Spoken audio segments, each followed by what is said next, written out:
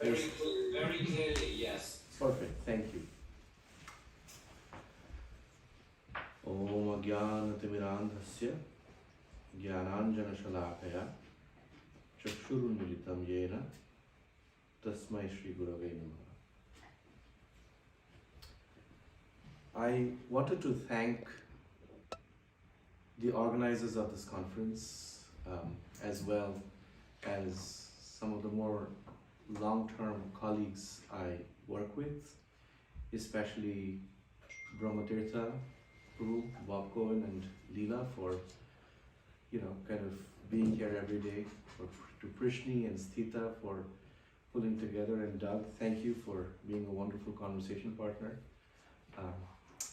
I was asked to reflect on the topic of epistemology as it connects the two major themes that we are talking about, cosmos and consciousness. And being who I am, I thought a great way to enter this conversation is by telling a short folk story. It is said that once upon a time, goddess Durga, who has 4 kids and is always short of time, was trying to manage Ganesha and Kartikeya, 2 brothers, whose sibling rivalry kind of was getting to her nerves. And the 2 brothers were fighting over who gets to sit on their mother's lap. And so they cooked up a challenge. They said, whoever gets to go around the world and then sit down on come back to their mother first, gets to sit on her lap. That's like, done deal. So Kartikeya had a pet peacock, and he took that peacock to sail around the world. Now, Ganesha, if you've seen pictures, is a little more well-built. And he has a pet mouse that doesn't fly. And so there was no way he could go around the world at the same speed as Kartikeya. But he did one thing. He went around his mother and just sat down on her lap. Whereas Kartikeya went flying around the world. And by the time he came back, he said, how is it that you won this competition? You're not supposed to. And Ganesha said, you went around the world, I went around my world. Right? So they redefined the same world in very different ways. Now, the reason I tell you this story is because it kind of highlights the difference between what we consider the subjective world, the world that the Bhagavata and its commentaries kind of open up for us. And if you look at the very first verse of the Bhagavata, it ends with Satyam Param, but the most important word is Dhimahi. We meditate on, or I meditate on, right? That has its sense. And so that book is about meditation. Meditation on what is the truth, both as a statement and as a question. And that truth that the Bhagavata presents is subjective. It exists in the world of rasas, right?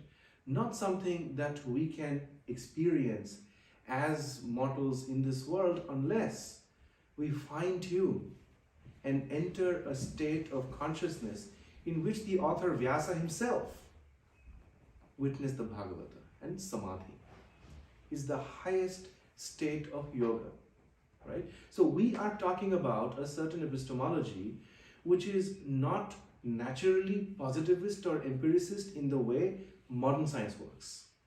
It's subjective. Modern scientific epistemology is a bit like Kartikeya's epistemology. It looks at the world, but not necessarily the subjective world.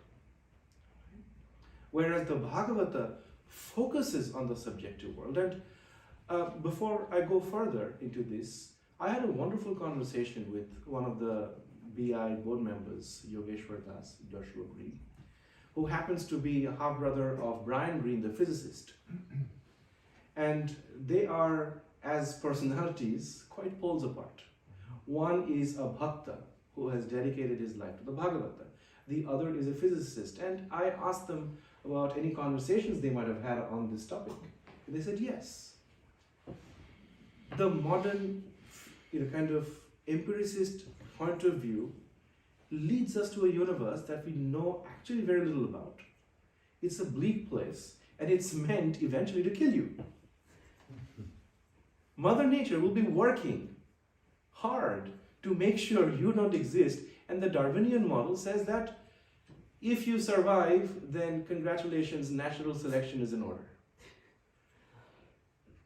On the other hand, the subjective version of the universe that we get in the Srimad Bhagavat is quite opposite. It talks about a universe that's teeming with life. Not life defined by DNA as we understand it, not life limited to the spectrum of, say, reptiles or mammals, but in forms that we cannot humanly imagine. Right? And this life is everywhere. And so the presumption in this worldview is that nothing in this universe, including poisonous plants and black holes, exist without a purpose. They're all there for a purpose. Now, if you look at any systems of knowledge, you would notice that they begin with certain axiomatic assumptions. And so the Bhagavata also has certain axiomatic assumptions, right? And this is one of them. Now, what does it do? And this, the example that I'm about to give you comes out from a book called The Implied Spiral by Professor Doniger, who talks about how these stories that we hear, whether it's in the Bible or, you take up any culture on this planet and you look at the stories that get passed down, you'll notice two things.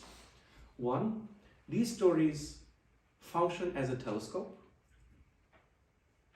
and at the same time, they also simultaneously function as a microscope in terms of creating subjective meaning.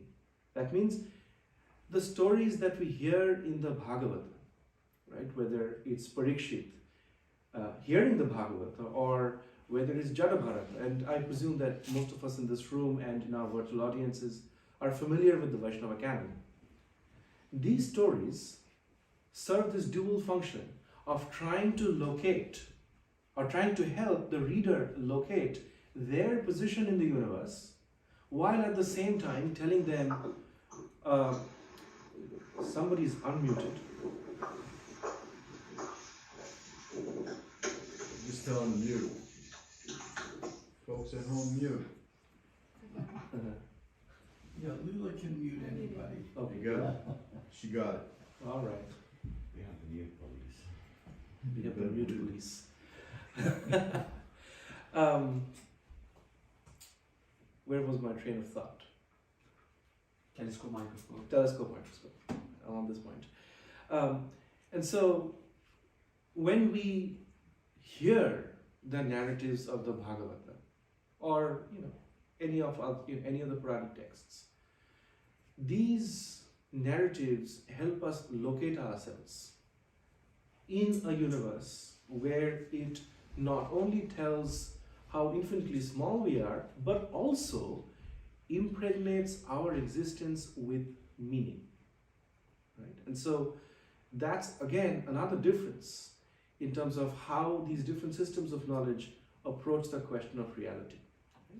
And if you look at the various pramanas that kind of get circulated in the philosophical literature and so on and so forth, you'll notice that depending on the school of thought, certain pramana or certain epistemological form becomes critical.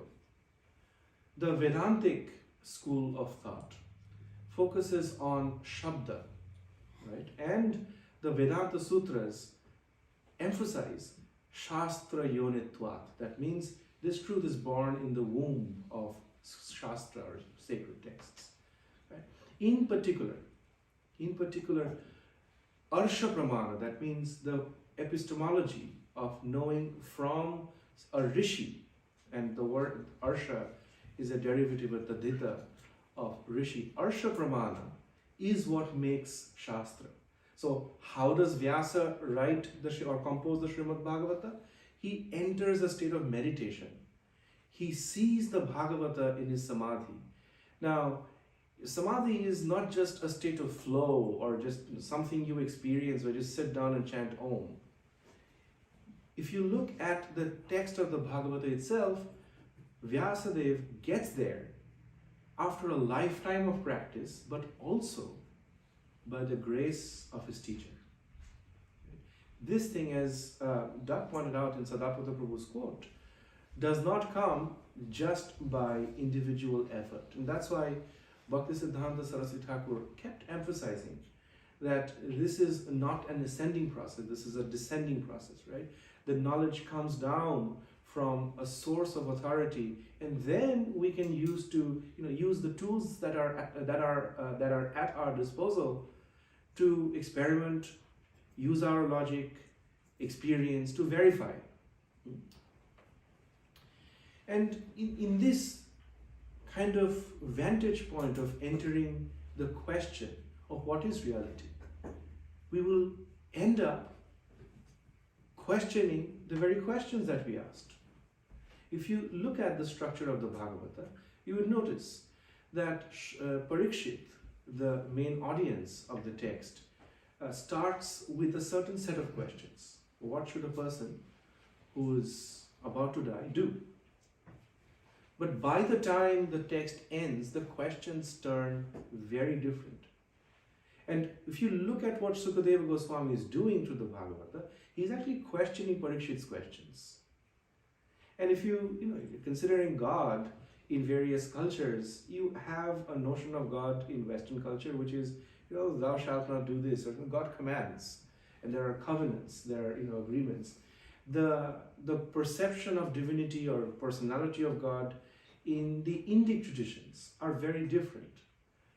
The Krishna is the last person who can tell you something and you'd have to listen to, right? If you look at Uddhava and Krishna, Arjuna and Krishna, the Gopikas and Krishna, everybody's constantly questioning Krishna. At some points in the stories, Krishna appears quite helpless, right? But the sanctity of questioning in pursuit of truth has to be maintained. And if you look at Srila Prabhupada's translation of the Bhagavatam, it starts, the very first chapter is questions by the sages, and the 6 questions that they ask, that then the rest of the Bhagavatam becomes an answer to. Right? So the questioning process of the Bhagavata emphasizes one more thing, that the pursuit of truth at the end of the day is very subjective, existential, and personal. Each of the scientists who became scientists has an existential reason behind the science they do. And one cannot ignore that personal aspect behind the question. Right? And in a very simple way, like a second grade level of talking about things, because this is what I do with my daughter often. In science books, if you look at, say, the chapter in physics books, look at the chapter on optics, you would see an eye and the rays of light entering that eye. But nobody thinks about what comes behind that eye, right? It's actually a thinking, breathing, feeling person that is asking those questions. So science by itself, based on mathematics, is pragmatic. The variables are less. But the people who are doing science have way more variables they are dealing with when they're doing science. Right? And more importantly, we have to understand, and this is something I've done in my scholarship, I've spoken about this at several conferences, that what we call science is not completely independent of the culture that they're born in. And somehow in the Western world, we tend to assume that Western science is science. But the fact remains that the Chinese were doing science in their own way, the Indians were doing science, the Mayans were doing science, the Egyptians were doing science, and their version of what constitutes science is perhaps not as refined as the post-enlightenment science that we have today. But we cannot discount or discredit the science that our ancestors had that made something like the pyramids or a text like the Srimad Bhagavatam. And so, trying to understand science as a multi-layered human phenomena that arises in cultures that depends on human subjectivity is an important consideration to make while we are thinking about epistemology. Science is not and never value-free. And this is the emphasis of the philosophy of Bhaktivedanta. If I had to summarize, and I'm speaking at the Bhaktivedanta Institute, so I think I should spend a couple of minutes on this. The presumption, we talked about axiomatic presumptions. The presumption of Bhaktivedanta, the principle that Bhaktivedanta Swami stood for, is matter matters and senses make sense. Right? Let me repeat that one. Matter matters. And so if you look at Elon Musk and say we are living in a simulated reality, that's kind of gaining currency in popular culture. Simulated reality means this reality doesn't really count up too much. But the perspective of Bhaktivedanta is quite opposite. It's matter matters. If you look at the very first verse of the Bhagavata, right, Tri Sarga Mrisha or Amrisha. Right? It's like even if it's unreal, it's real. And senses make sense. You do not deny it, you do not discount it, it has its purpose to serve. And that, accepting our senses to be real, to have a certain important function, to understand the world as real and as consequential, is the basis on which the philosophy of Bhaktivedanta is built.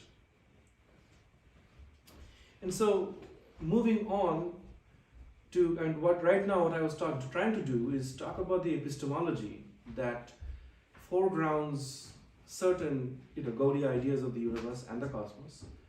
Now I want to kind of talk about something a little more radical.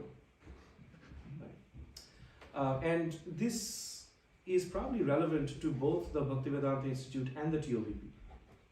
Because we're trying to portray to the world a model of the universe that's Puranic. And we must understand ourselves what that entails. Right? Those are the reasons we are grappling with those questions, is because those kind of things are happening. Right? So they are a real existential reason behind the questions we are asking in this room today. A good example of how this epistemology works, the epistemology of Samadhi as I call it, is given in Madhya Lila chapter 19 of the Chaitanya Charitamrita. There, Kaviraj Goswami points out, Brahmanda bhumite kono bhagyavan jeev, Guru Krishna prasade pai bhakti lata bij. So, some fortunate person gets the seed of devotional service by the grace of Guru and Krishna. Right? So the question of grace is still there. Now there's something interesting that happens after that. This creeper of devotional service consumes one's consciousness. And if we go into the commentaries of Bhaktivinoda Thakur, we notice one thing, and he talks about this in some of his articles too, that as the creeper starts growing, it goes through the various layers of the universe. Right? So, if you pause there and think about it, the Chaitanya Charitamrita points to a universe that the creeper of devotional service is traveling through, or the person performing that devotional activity is going through. And in this sense, a real commentary on the 5th and the 10th canto of the Bhagavata is Sanatana Goswami's Brihad Bhagavata, which kind of maps out a cosmology of consciousness. So it is not just a physical cosmology we are talking about here. We have kind of entered a subjective realm, right? And if you look at how this cosmology works, Pitriloka, for example, and I'm kind of summarizing many conversations I've had with stalwarts over many years. Pitriloka is understood to be the last vestige of attachment towards one's ancestors in one's identity formation. So if our identity is wound up in a way that is enmeshed with our ancestral identity, there is no way you can transcend that realm. Right? Now, we say that all our ancestors go to Pitriloka. Okay? Now, if they're also getting reincarnated, and they're all in Pitriloka, how does that work? Now, do you see the question I'm asking? So it's not, just all your ancestors physically sitting there, but Pitriloka happens to be that vestige of cosmological layer that one must confront in one's meditation on their journey back to Goloka, where one's identity with one's immediate ancestry becomes an obstacle. Right? In this way, the individual performing devotional service, as they grow their plant with Shravana and Kirtana, keeps traveling through this universe. And that is where the cosmos of Bhagavata and the consciousness of the living being, the telescopic kind of thing and the microscopic vantage point come together. Right? And eventually, this creeper keeps growing and it reaches a stage called Vaikuntha. Now, Kuntha means suffering. Tritapa dukkha. It means Adibhota klesha, Adidaiva, and Adhyatma klesha. So when these suffering is not there, why? It's Vaikuntha. And in Vaikuntha resides Vishnu. In fact, we talk about Kshira Dokashai Vishnu lying in the ocean of milk, right? But our Shastras also point out that's the Paramatman. And where is the Paramatman? Right here. So, we are talking about a subjective vision of the universe. And a lot of people have asked questions. Prabhupada made so many controversial statements. I'll talk about two examples here. One statement Prabhupada made was, why does the sun come before the moon? Because Sunday comes before Monday. Right? It's like, what kind of logic is that? Right? Sunday comes before Monday, the sun comes before the moon. It says, is the world flat? It says, I see it flat wherever I walk. And you wonder what exactly is happening, because the statements he's making flies in the face of contemporary science. But it makes sense if you accept that he's talking from the vantage point of subjectivity. The subjective experience of how the earth is flat. It's only when you actually see a ship sailing off into the horizon and you sit down and you think, mathematically you realize, well, my senses were deceiving me. But subjectively, in terms of what I directly experienced, it's pretty flat. Right? If you look up at the skies, what you experience is very different from when you start thinking about it mathematically. Now, the mathematical or the empirical version is not false, but it is objective. It is not subjective. Right? And one great Vaishnava actually told me one time that, he was playing around with words, and he said one of the ways you could look at the word Maya, Ma is like in Sanskrit it means don't, like Ma Kuru, like don't do this. And Ya is, it has the relative correlative sense, whatever. So just don't do this, in the sense, don't try to measure everything here because it won't work. Your measurement will fall short, right? Because we are hardwired to be subjective. The objectivity that we can afford to have as we are studying the world around us ultimately comes in service of our subjective selves. Why do we do science? To live longer, to have a more controlled environment, to have longer lives, to know the answers that can perpetuate life as we know it. And those are collective, subjective concerns. Right? And this is where the Vaishnava model of the universe comes into play. We question questions. When somebody comes in, and Doug did it very well at the end, when somebody comes and says, why do we need to do this? Why science? Right?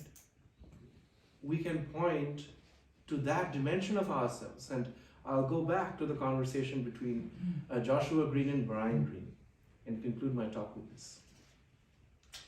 Joshua Green, of course, has been a Vaishnava for many years. And Brian Green comes from the vantage point of, the elegant universe. Great book. It says, at the end of the day, this universe doesn't make sense unless there was art and music and poetry and relationships. And if you look at what the Vaishnavas are trying to do, is precisely that.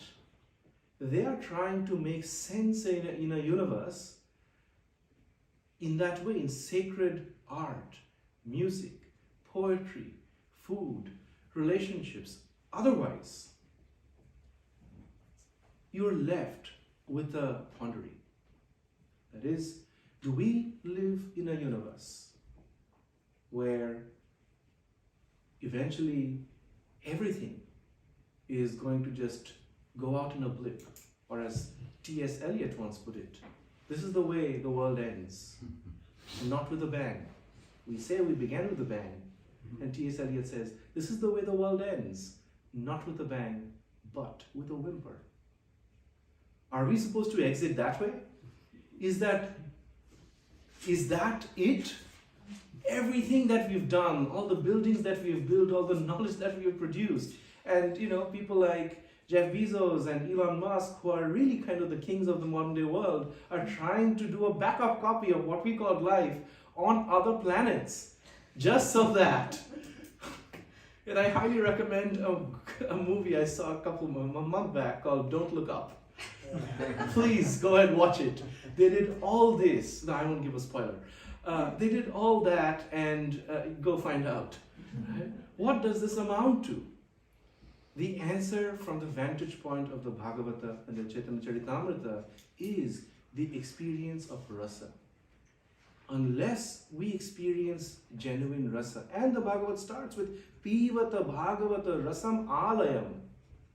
Right? This is the locus, the reservoir of all rasas. If you don't experience this, your human life is incomplete. Right? And that is where the questions gradually begin to get resolved, because the Bhagavata focuses on the subjective and the existential and kind of subsumes the objective and the empirical within it. Right? And that's basically the epistemology of Bhaktivedanta. Bhaktivedanta is a particular kind of doing Vedanta. And that's what I have to share with you today morning. Thank you very much. Thank you. Do we have time for questions or? 3 minutes. Yeah, take a couple. We have what? How many minutes? 3 minutes? Well, we got more than that. You Let's can, go you for can it. go over a Take little. You may wanna, because of our technological finesse here, maybe walk up to the, so we'll pick up for the Oh, he people. wants to call on me. Yes, please. Make sure that. Or I can also hear and repeat your question. Okay, and- let's do that. Okay. That's easier to go on with. You said something early on, and I kind of wrote it down. You said the Puranic cosmos is just, cosmos as described in the Puranas is not something we can experience as models of the world unless we enter a state of consciousness similar to Srila Vyasadeva. And that left me wondering. That's what I've been doing for 7 years, is experiencing the world as models, Puranic cosmology as models of the world. But I don't have anything even close to the state of consciousness of Srila Vyasadeva. So where does that leave me in this whole so picture? let I'm a me little lost here. let me repeat the question as I understand it. Okay.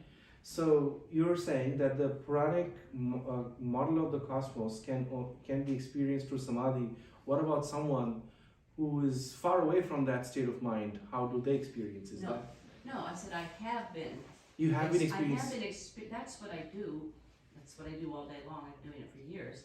Is I'm working with Puranic cosmology models as models of the world that I perceive.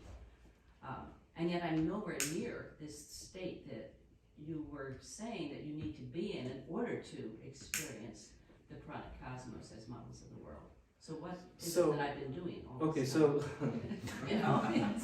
the Puranic models of the cosmology is something that you study and that that you've been working with past 7 years. Yes. But if the prerequisite is to be in samadhi, how would you experience it? Now, how is it that I am experiencing Okay. it So when I'm not in this state? So what is it that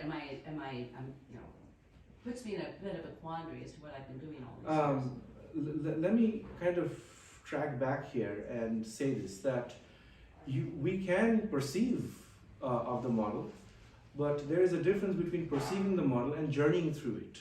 Okay. So, once we journey through it, then the cosmos becomes real, right? And I'm not getting into details here, but some of my work, and I've been working on Bhaktivedanta Thakur's,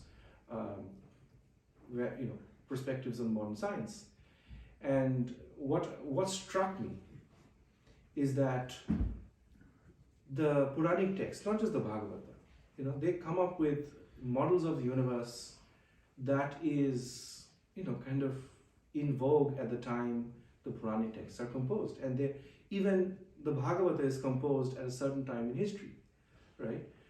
It is, at least by, certain scholarly standards, there were a period of 16 Mahajanapadas in ancient India. Orientalists put it at 600 BC, traditionalists put it much earlier, right? So Krishna was born in a certain tribe, and there were the Magadha, the Anga kingdom, which is Bihar. So it came up at a certain time in a certain geography when there were notions of how the universe works. So not everybody was in samadhi when they were building that stuff, but they used whatever technology, whatever mathematics was at their disposal to come up with a model of the universe that's so kind of close to the model that we have through empirical means, right? And we can all study that, and we can all kind of look at that in theory. But as Doug was pointing out earlier in the day, the fact is, we are at 224 Northeast 10th Avenue. We don't see black holes with our eyes. We can talk about black holes, we can see pictures of black holes, we can imagine black holes, but we don't experience black holes, right? To experience black holes, you need certain tools, or need certain mechanisms. Similarly, to experience this universe of the Bhagavata, and the story of Gopakumara is very important in this regard. To experience it would be a very different thing. You journey through the universe, and that's what I pointed out. The Bhakti Lata Bija, the seed of devotional service, journeys through the various sheets of this universe, and the jiva experiences it, right? So the jiva experiences Brahmaloka or Vaikuntha, and so on and so forth. And that experience can, particularly the experience of rasa, whether it is Aishwarya rasa in Vaikuntha or Madhurya in Goloka, That experience has to happen in samadhi, and maybe you've had it and you've just not realized it. Maybe it's your humility. Srila Prabhupada says the moment one takes up devotional service, they experience the same state of mind as yogis do after, long efforts. So, if Srila Prabhupada is right, maybe you've experienced some samadhi. Sir, Sthiti. I don't mind getting up there. Oh, did you want to say something? Yeah. Please. We could. We're We're both vaccinated. Yeah, no, that's a good. That's a point. I mean, but you can say the same thing about modern science. You can say the thing about Krishna consciousness broadly. I mean, we may be experiencing on certain levels, but to get the full experience requires a lot more, as you pointed out with the black holes. From Doug's presentation, and so much about modern science is through instrumentation or through theory. It's not like scientists are directly experiencing it, or even or when we get our NOVA PBS third grade presentation on science, it's a very simplistic, dumbed down version about what they are discussing. So to say that you need a special form of consciousness to directly perceive the Puranic universe is not as exotic as it may appear to be. Absolutely. In fact, I'd point out, and if Edwin Bryant is still in the room, he can comment on this. If you look at the Yoga Sutras, I think third pada, where the notion of samapatti, which is dharana, dhyan, and samadhi together come into play, the various siddhis begin to appear. By by applying samapatti on certain things, you suddenly start perceiving space in its complexity. You can read other people's minds. What is that? In a sense, if you look at what scientists are doing, it is a form of empirical samapatti that gives them a view of nature or reality that is only accessible in a certain state of mind. You cannot put a Hubble into space unless that meditation, that concentration, has gone into thinking about this reality. Now, it might be a bit of a stretch, and that's why I say, the experts in the room can comment. But my understanding is the notion of samapatti is not limited just to yoga. It is a human phenomenon.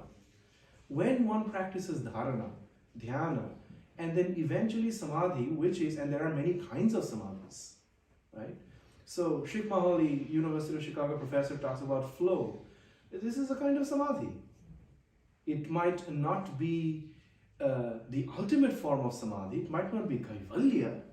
And from a Vaishnava vantage point, I think of kaivalya as exclusivity, in meditation in relation to Krishna or Vishnu, right? It might not be that samadhi, but they are focusing on Prakriti. The Sankhyan philosophers focus so much on Prakriti, and they come up with an insight that are still relevant categories today.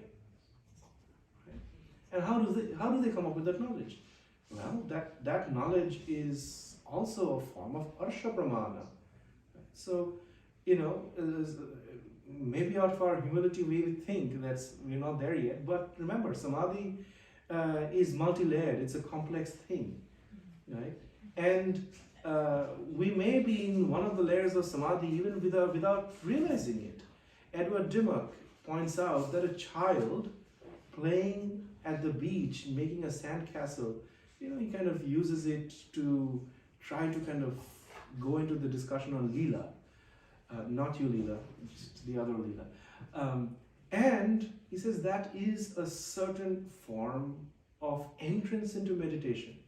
And if you look at the Bhagavata and the entirety of the Gaudiya canon, you would notice it is primarily a system of philosophy, storytelling, and meditation infused together as one package. Right? The Bhagavatam won't work, the Chaitanya Charitamrita won't work unless you first accept it as a text of meditation on meditation. And so once that happens, and it says, the Bhagavata says that Krishna becomes captured in the heart, Shushrubi, just by a desire to listen to this. The fact that we are pointing our attention to the text, that's where the meditation begins. That's where we've already started entering the realm of samadhi. Right? Now, whether we are perfected in samadhi, it's a question of time. Nityam Bhagavata Seva. It'll keep at it every day. But was I able to gloss on the idea of how it works? And I think Kirtan is shared samadhi. So we've all experienced samadhi in that way at least. All right. Thank you very much. And